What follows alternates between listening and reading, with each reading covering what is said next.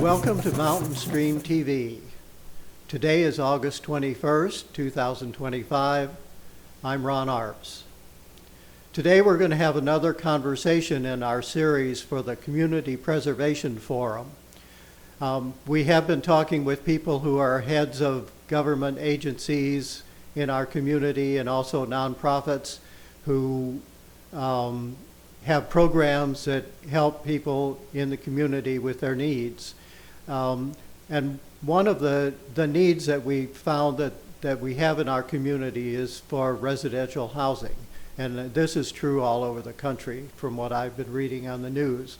So today we have Odell Thompson, an architect in Silva, here to talk about his assessment of the residential housing situation in Jackson County and also other building projects that are going on, and some ideas about how people could lower the cost of housing to make it more reasonable and accessible. So welcome to Odell. Thank you. I guess with that introduction, why don't I just turn it over to you? You could tell us a little about your history here in Jackson County, and then we could get into talking about housing. Sure, yeah. We moved here from Texas in 1997, and there was no one to work for me. We moved here for my wife. She teaches at Western. And so I had to start my own business, which was a blessing because being the only architect in town for several years, I got all of the work, residential, commercial, etc. So in 2001, I moved from my basement in Cullowhee to the Hooper House, which we had restored in 1999-2000. And that's where the Chamber of Commerce is located. That's right? correct. A 1906 Victorian house, which is the only house that remains on Main Street. There used to be a bunch of residences on Main Street, but this is the only one that is still there. So I'm honored to be able to work there and to have helped in the saving of it. But yeah, so I've been working on anything and everything from new houses to remodels to additions to churches to fire stations, police stations. Currently working with the county on a couple of big administration jobs, working with the town on several public restroom projects, and it keeps me quite busy. I really like the railroad depot restrooms down there. I think that's a good addition to town. Yeah, well, that was a fun project that I had been thinking about for 20 years, that something needed to take the place of where the old depot used to be and honor that old depot. And finally, the public restroom project came up, and the town was thoughtful enough to let me make it into a recreation of the original depot that was there, and so it was not inexpensive, but it was a great addition to the town, I think. Well, not everything has to be the lowest price. Right. But for housing, we would like that, so more people could live in their own homes. But so. What do you think the situation is in Jackson County as far as accessibility to for people to have their own homes? Right. Well, from what I've heard from friends, especially at the university, where new faculty or staff are coming into town, there's nowhere for them to live. There's a shortage of places to rent that are acceptable, and there's certainly a shortage of houses to purchase that are affordable, and so there's a great need for housing that people can actually buy. The problem is there's very little property that is easy to build on. Most of the property that remains that's for sale is on land that is pretty steep, may not have water, may be difficult to get to in the wintertime because of the roads.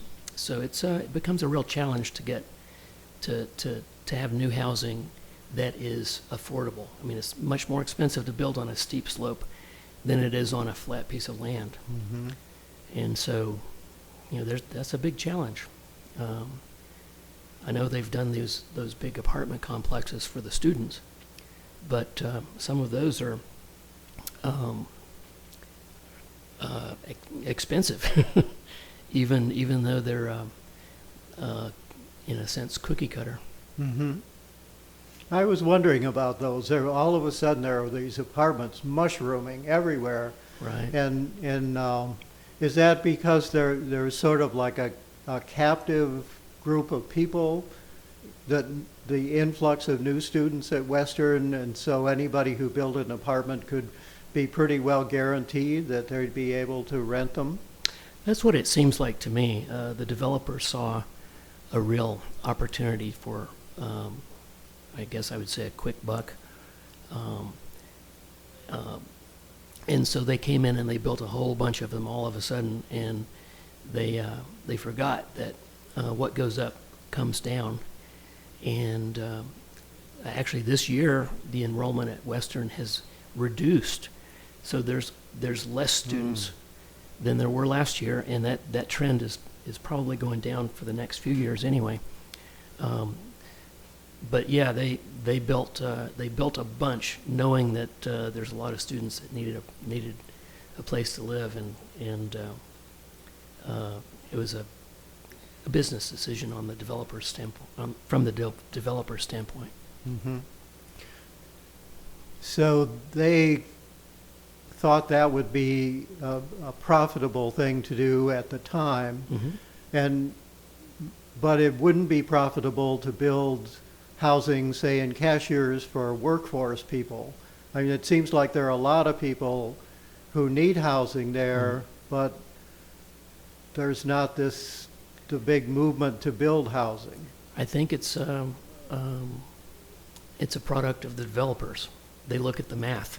They say, is there enough need there to invest that much money into a project like that? And I guess their calculations say no. I'm assuming, I don't know. Could also be that the availability of acceptable land is not there. I don't know. But yeah, I mean, houses, building anything is expensive, and it's only getting more expensive.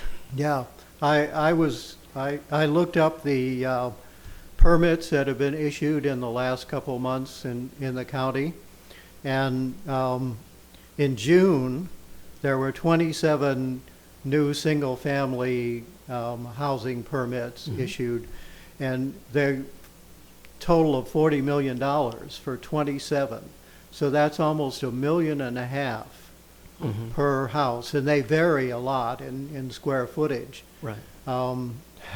It was interesting to me, there was one that was about 800 square feet that was $700,000, which is like $1,000. Wow. Which is amazing in how small it was, and also how much per square foot. I have no idea, how you could spend that much per square foot on a house. Myself, I'm sure there are lots of ways. Right.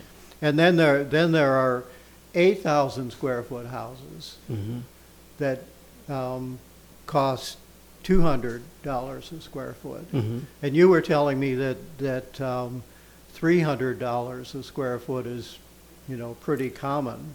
Yeah, depending on the site, and depending on the desires of the client. Right now, if a client came to me and said, I want to build a house on this piece of property that's got a mountain view, I would probably tell them to expect $350 a square foot, to budget that if they're going to build a house that's specific to that site, that takes advantage of the views and deals with the contours properly and deals with the access, the vehicular access properly. That they, in this market, they better expect it could cost that. It could cost less, but when they start the process, they need to be thinking, well, I need to share with them what's potentially realistic, even though I think it's outrageous. So that I didn't realize that. Well, are the permits factoring in like the access road and all of that, or is that just for the house itself?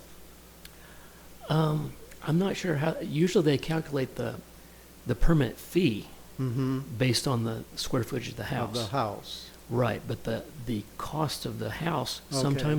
sometimes they blend the site work and the site prep into the overall cost of the house. It really depends. I mean, that's a case by case situation, but yeah, that's usually you can, I mean, unless it's a really difficult site and you've got 2 miles of driveway like the Biltmore Mansion.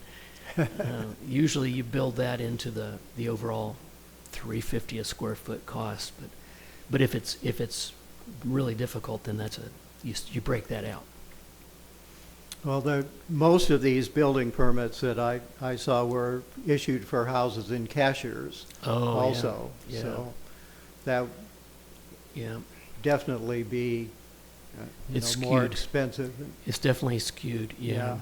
Yeah, there were only 2 that I saw were in Silva and a few in Balsam. Mm-hmm. So that's where most of the building, I guess, is going on. It's because that's where a lot of the money is. Right. Yeah. Yeah. Hmm. So my next question would be, how can you build a house for less? Well, you have to look in terms of in general terms. Uh-huh. In general terms, the first thing to do would be to find a site that's relatively easy to build on, if you can. Okay, Mhm. find an easy site. The second thing, in my opinion, is to keep it simple. We've all seen these McMansions in subdivisions around the big cities that they're 2-story and they've got probably 20 or 30 ridges and valleys up on the roof, and they're just completely broken up. That becomes a lot more expensive than a simple house with a gabled roof. If you keep it simple, it's less expensive to build. If the footprint of the house is a rectangle and you have the same square footage, but that rectangle is not a rectangle anymore, it's a Z, that Z is going to be more expensive. There's more corners. It's a lot more work to build the foundation and the house when it's complicated like that. So keeping it simple, keeping it only as large as it needs to be. I don't know why anyone needs a bedroom that's 20 feet by 20 feet. I had Yeah. one client that he built an 11,000 square foot house, and we were working on designing his master bedroom suite, and he had a master bedroom and a sitting room, and we were working on it, and he said, "Odell, I think it needs to be a little bit larger. The sitting room needs to be a little bit larger." And I scratched my head, and I took out my tracing paper, and I drew a box, and I put that box inside the sitting room, and I said, this is my house. My whole house fits in your sitting room." And so I think if people keep it the size it needs to be, the right size, it'll be more affordable than if they build it to what they think other people think they should need. A 20 foot by 20 foot bedroom with a sitting area. You sleep in your bedroom. It doesn't need to be that big, in my opinion. That's one way to try to hold the cost down. Another thing is the materials that you select. There are more expensive materials and less expensive materials, which ties into the longevity of the house too. If you build with the least expensive materials, it's not going to last as long. So there's a balancing point of selecting the materials that are going to last a long time, but that don't cost too much. For example, the maintenance. If you built your house with brick, you're not going to have to come back and paint it every 10 years because it's brick. And I don't recommend painting brick. But if you make it out of wood, you're either going to have to come back and stain it or paint it every so often. So there's a maintenance factor there. If you build it out of wood, you're going to have to deal with the carpenter bees and the woodpeckers. Boy, I know them. I thought the carpenter bees were bad until the woodpeckers came along. Yeah, exactly. So there's a maintenance issue there, and you might save money up front by going with wood. But if you went with another product, say for example, a fiber cement product, it's going to be a little bit more expensive. But the carpenter bees don't don't bore into the fiber cement. So that's like, is that hardy board? Yeah, yeah. There's several different products, yeah. but yeah, it's wood fibers and concrete basically. So it gives a much more permanent, durable finish, and it's also gives you a better fireproof rating. Right. So your insurance is less. So you have to look at the big picture. Not only the initial cost of the house, but also the maintenance of the house and the insuring of the house. If you get a better rate on your insurance over time, that's going to pay for the hardy board, perhaps. So what we've got so far is a simple rectangular shape and a basic gable roof or a shed roof. Shed roof could work too, yeah. And my house, I have clear story windows, so I have 2 shed roofs. Yep. And I found that that's a really good design for us. There's good airflow and good light. That's stuff nice. like that. Yeah. And the other thing about that, I don't know about your house, but the clear story roof idea is also really good if you're thinking about passive solar. If it's oriented properly to the sun, to let sun in the winter, and if the overhangs are proper, then they block the sun in the summertime, so it keeps itself cool in the summer and it lets the warm come in the winter. And it's that's free. It just depends on how you rotate your house, assuming, and we're in the mountains, assuming you've got sun. And where we live, we don't. We're in a valley, and we've got big trees all around us, so we don't have sunlight. But Yeah, I built the house in 1980, I guess it was, and it is a passive solar house. Doesn't face directly south, but it's a good orientation because we get nice morning light in on one side, and then we get the afternoon light on the other, and the whole south side is glass. It's 24 by 20 glass panels. And when we built it, we got a lot of sun, and over the 40 years that we've lived there, now the trees have gotten bigger. yeah, that happens. Yeah. So we still get enough sun. And actually right now, I found that cooling is more important than heating, in my opinion. And it's a slab on grade. And so I thought this was a mistake when I realized, but I didn't put any insulation under the slab.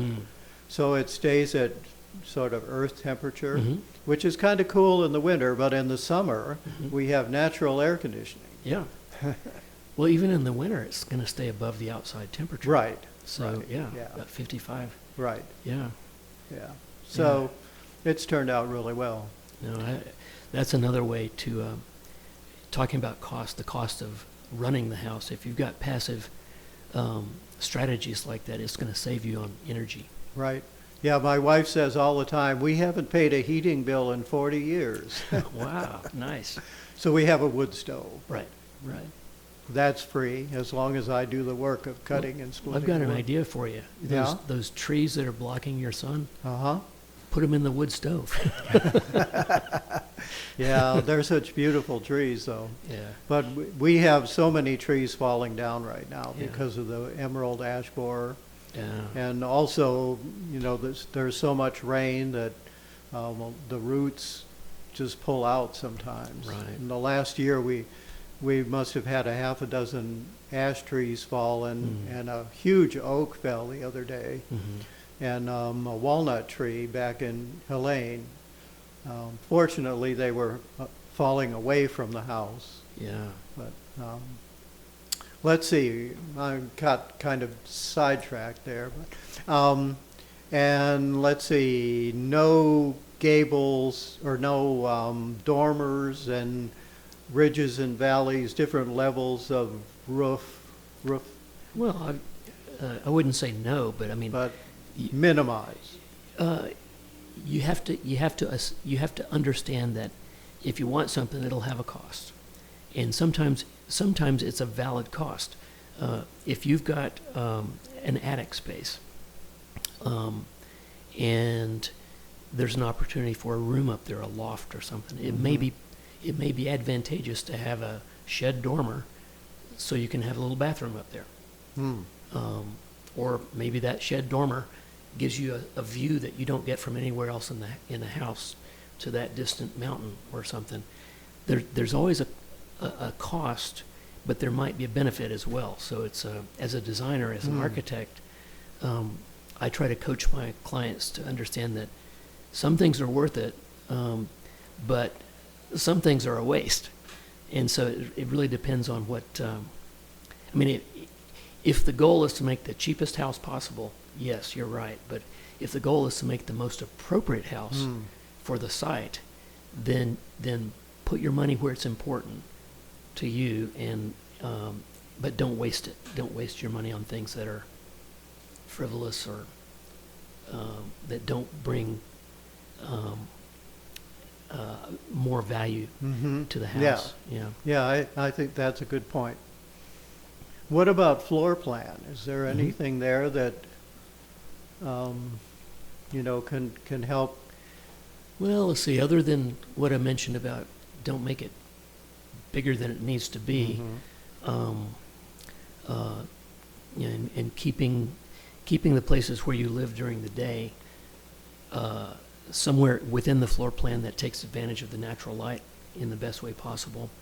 A house can be designed so that it's kind of like theater, so that in the morning the sun comes in and wakes you up in the bedroom, and then during the day you migrate to a different part of the house where you might be living in the living room or the library or wherever you are during the day, and that's where the sun migrates to, and then you eat dinner on the west side of the house where you've got the nice sunset. As far as a general rule about how a floor plan can help to create a more affordable house, that's really a site-specific thing. You need to floor plans. I'm a proponent of looking at the site and designing the house to fit the site and the client's needs, as opposed to finding a plan in the book or on the internet and then trying to make it fit on the site. Sometimes it works, oftentimes it doesn't. It's better to, in my opinion, to know or as a client to know what you want, and then look at the site, and the site will tell you where things need to be within the house. And if you do it right, it's going to cost the same as if you do it wrong. In terms of the layout. If you do it wrong, it's going to cost you more. Well, it could, but in terms of the layout, let's say you had a shoebox house, you can arrange things differently within that same perimeter. But anyway, yeah. So I don't know about how the floor plan itself, other than keeping it simple and efficient, don't make it larger than it needs to be. Which does seem to be a trend, in my opinion, that people want to have a bigger house than they really need. our society has become accustomed to more and bigger and better, Yeah, which is not necessarily better. But right, right. Okay, is there any advantage to a single floor or two-story as far as cost or? I mean, there's some school of thought that says the overall square foot cost could be a little bit less if you've got 2 stories, because you've got one roof over 2 stories, got one foundation. However, you do lose usable square footage because you've got a staircase. And so I don't think there's an advantage to do that as far as, I mean, well, you're still going to pay for every square foot. So if you've got a footprint that's 1,000 square feet, if you've got a 2-story house, that's 2,000 square feet. You may not need that much. True. But so it really depends on the need of the client. A lot of my clients, this is maybe off topic, but a lot of my clients want to make their house accessible for the rest of their lives. And in that case, a 2-story house doesn't make sense for them. It makes more sense to design a really thoughtful single-story house that's accessible to where they drive up. And that way they can age gracefully in their own home. That's a little bit off topic, but Well, no, that's important. Mhm. We have an aging population, Yeah. for sure. yeah. Yeah. I guess I've kind of run out of questions about residential housing. Is there anything else you would want to add? About residential Yeah, housing. or maybe apartments. Right. Well, if you think of Europe, the single family house is kind of a new thing. People in Europe lived in cities, in buildings with other people. I think we've become accustomed, and we're used to having our own home, our own yard, our own backyard. It's kind of like, this is what we're used to, and in order to make things a little bit less expensive overall, we may have to change our overall attitudes about a single family home versus an apartment, for example. As far as energy, we may have to get more comfortable with wearing a sweater instead of turning up the heat. Those are things I tell my client all the time, is that we're lucky that we can control the environment the way we do, but it does have a cost. And if we're okay with a little bit of with wearing a sweater or a little bit of sweat in the summertime, then maybe that's better for the planet. Yeah. Oh, well, I definitely agree with you on that. Which actually brings me to another question. I was reading an article about how in some areas, fortunately not ours, electricity bills have been going up exorbitant, extremely high. I guess maybe I shouldn't say exorbitant, but for some people it would feel that way. Sure. And so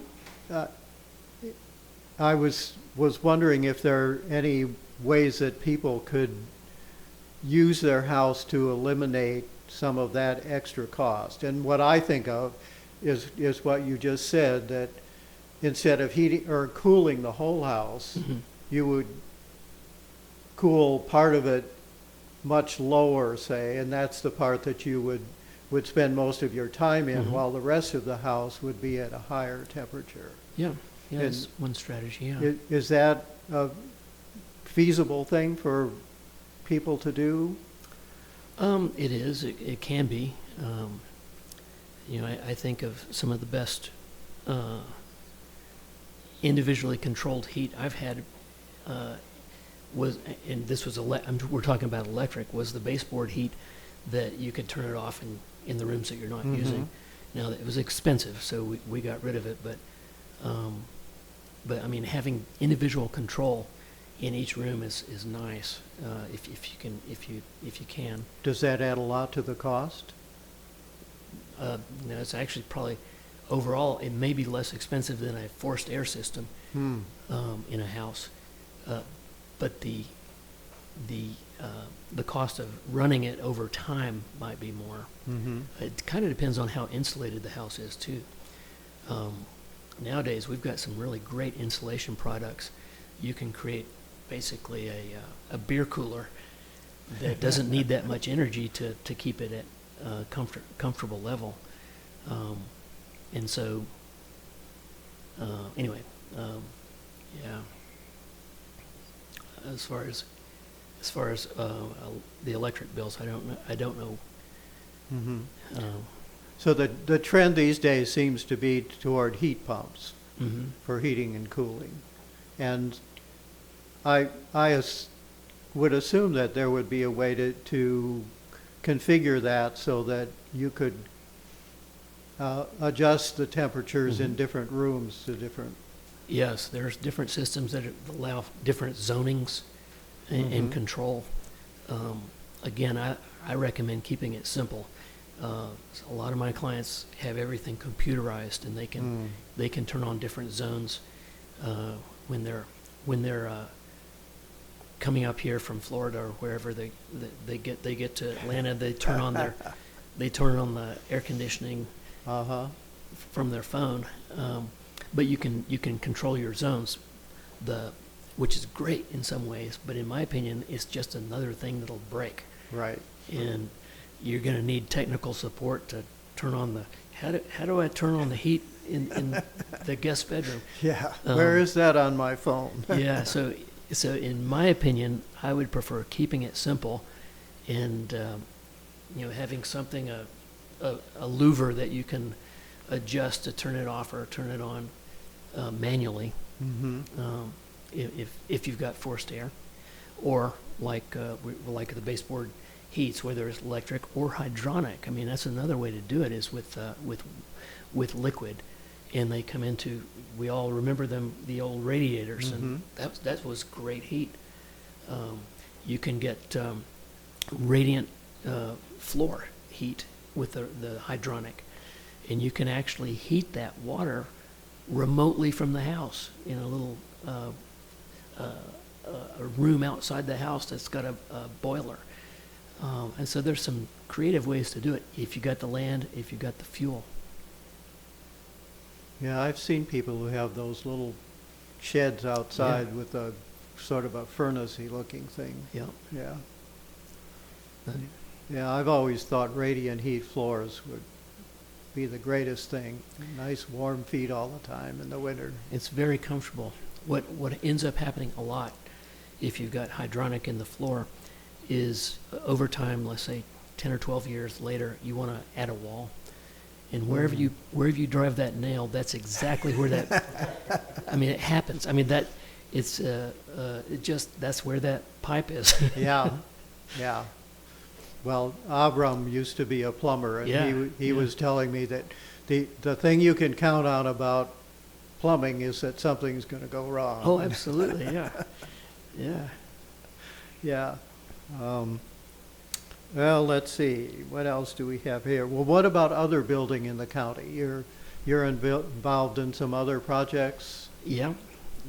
I'm working with the county right now to move the administration offices out of the courthouse. Right now, the Justice Administration Center has all the courtrooms and the administration departments. We're building a new building to move the administration departments out, and then we will remodel the courthouse to be just courtrooms, and the sheriff in just courtrooms. So those are a couple of projects with the county that I'm dealing with. I'm working with the county on an addition to the Canada Fire Department.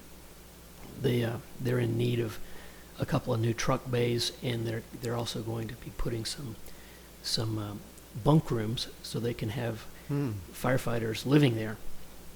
And so we're working on that with the county. I'm working with the town on now there'll be the third set of restrooms. We did the depot restrooms, and we just finished Bryson Park restrooms, and then we're about to start on the Poteet Park restrooms. We're going to restore those and make them much more, we'll make them accessible. They'll be a lot more durable as well. Mm-hmm. So that's with the town. Let's see, those are my public projects. I do a lot of work with churches. I'm working with a church over in Waynesville right now on a master plan for their 20-year out project. Anyway, so yeah, it keeps me busy, that and the other handful of residences I'm working on, most of which are on difficult sites and challenging, but it's a fun challenge. I enjoy I'm sure the puzzle, but yeah. yeah, sometimes it feels a little weird to be involved in doing things that most people can't afford, but hopefully I'll do it in a more sensitive manner than someone else might. Have the ordinances that the county put in effect, it must be 10 or so years ago, I can't remember what it was called. Steep slope? Yeah, the steep slope ordinance. Have those had an effect on It has affected, I think, some of the developers that want to do stuff without engineering. You can still build on those difficult sites, but you've got to do it properly. Mm-hmm. The county they didn't want people to be sliding off the hill. That's a pretty good idea. Yeah. And so if you get a good geotechnical investigation and find out that what's below the ground is stable, and if you get an engineer to design a foundation that will not slide, then you can do it. But it involves a lot more money up front to do it properly. So it's an obstacle to those who don't have the money to do that. Mm-hmm. But it hasn't prevented people who do have the money from using those sites. Right, the steep sites. Now, there are some ridgetop rules where you're not allowed to build on top of the ridge, and that's for views. Mm-hmm. And I think that's good. It's depressing when you drive around and you see a mountain full of roofs. Right. Yeah, I could name a few places like that. I personally would like to see windmills there, but I know that's not an option here. It's not, unfortunately, yeah. You'd think it would be perfect on the ridges or on those slopes. Well, it would be. Yeah. Although I don't know that we get that much wind here. Higher up, certainly. Are many people doing solar applications or? Not as many as I would hope. There are a few, and most of them are not the active solar. They're not going off grid. Most of the ones I've dealt with, they sell it back to Duke. Mm-hmm. But that's one of the first things that gets cut. I always recommend them consider it, and when they look at the bottom line, they say, well, we've got to find something we've got to save some money. And that's one of the first things that gets cut because they say, well, we can always add it later. But in the long run, it would be beneficial for them and for the planet. Yeah, of course. And I mentioned that, and I say, well, it'll pay for itself. And they'll say, yeah, but we don't have enough money to pay for it now. We can't buy it and let it pay for itself. Mhm. So even very wealthy people think that way. Yeah, yeah. Yeah. I think they all do. I mean, when you start looking at $350 a square foot and up, I mean, you were talking about cashers. I mean, $800 a square foot, $1,000 a square foot. It's expensive. I mean, it's absurd. I think it's, what's the right word? Hmm. Obscene. Yeah, well, and, well, another thing that sort of came into my head about apartments and rental housing is that, you know, some of it has been built decades ago, Mhm. but the prices just keep going up. And so there's you know, that's another factor, I guess, in availability of housing, is that even though it could rent for less because of the long-term investment, because of the market, the price just keeps going up. Well, the price goes up to what people will pay, Right. supply and demand, as far as rent. Yeah. Yeah. Yeah. But, yeah. Doesn't seem to be any end to that trend. Everything goes, well, you said before, though, what goes up can come down too. No, it sure can. Yeah. Yeah. Usually it's more like a ratchet. It will go up click, click, click, and it will only come back one click. Hmm. Click, click, Mhm. click, one click. Yeah. Well, that's like inflation too, although I guess that is inflation. Yeah. Yeah. I mean, just look at buying a pickup truck. You know, buying a pickup truck right now, $50,000. People don't think anything of that. Yeah. That's crazy. Yeah. I bought my first pickup truck in, what was the mid-'70s, I guess. It was $2,200 for a brand new Mazda pickup truck. Yeah. Yeah. Yeah, we bought our Dodge Dakota in 1989 for $9,000. Mm. And it's just different. It's a different time now. Yeah, sure is. Well, I have to say, I kind of think of my life as having been lived in pretty much of a golden age. I look back on it now, and I kind of regret a lot of things that I did because I didn't realize what the long-term cost of those things was. There's no way to know, but Well, and the fact that you regret it, or you feel that regret, is actually a testament to the fact that you understand the impacts. A lot of people don't. yeah. Well, and we're looking for ways that we can help develop that understanding. Mhm. So, and talking with you today has been one of them. So we really appreciate your coming in and Sure. Yeah. sharing your knowledge with us. And I have a question, if I might interject. Sure. Are you aware of any efforts or initiatives in any of the local governments in western North Carolina to encourage the construction of low-income housing, affordable housing? Yeah. I'm not aware of any, to be honest. I'm sure there are. You might want to repeat the question. I'm not sure Oh, that okay. they heard it from me. Yeah. are you aware of any government efforts to build low-income housing Or in encourage it. Yeah. or in this area? And like we were talking with Greta Worley here about the homeless situation, and you know, there are maybe 30 homeless people in Jackson County who need housing, Mhm.